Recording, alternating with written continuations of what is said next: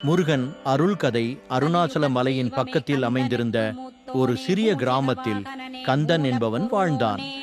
ஒரு குழந்தை பருவத்தில் ஏற்பட்ட நோயால் அவன் கைகளையும் கால்களையும் இழந்தான். நடக்க முடியவில்லை, பிடிக்க முடியவில்லை. ஆனால் அவன் உள்ளம் முழுவதும் முருகப்பெருமானின் மீது அடங்காத பக்தியால் நிரம்பியது.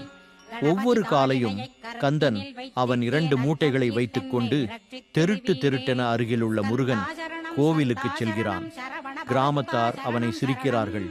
உனக்கு கையும் காலும் இல்லை, முருகன் உனக்கு என்ன செய்ய போகிறார்?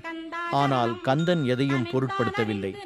அவன் கண்ணீரை மலராக, அவன் குரலை மணி ஒலியாக, அவன் உள்ளத்தை தீபமாக அர்ப்பணித்தான். ஒரு இரவு தைப்பூச திருவிழா நடந்து கொண்டிருந்த போது கோவிலில் மணிமோதிய ஒலி வேறொரு உலகத்தில் கொண்டு போனது.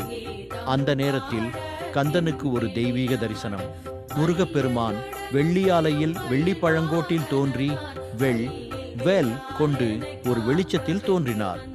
பெருமான் கூறினார், மலர் காணிக்கை இல்லை என்றாலும் மனத்தின் மலரை தருகிறாய். என் கோபுரம் ஏற முடியாதென்றாலும் உன் உயிர் மலையை கடந்துள்ளது.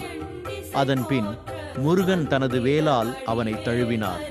கந்தனின் உடல் ஒளி வெளியிட்டது.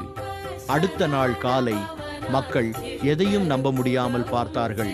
கந்தன் நின்று கொண்டிருந்தான். அவனுக்கு கைகளும் கால்களும் இருந்தன. அந்த கிராமம் முழுக்க அருள் மீண்டும் பிறந்தது. இப்போது கந்தன் முருகன் அருளால் மட்டுமல்ல, மற்ற வீழ்ந்தவர்களுக்கு ஒளியாக வாழ்ந்தான். பொருள்: உண்மையான பக்திக்கு உடல் தேவையில்லை, ஆன்மாதான் இறைவனை அணைகிறது. நெஞ்சம் சுத்தமாக இருந்தால் கடவுளின் அருளால் முடியாதது கூட முடியும்.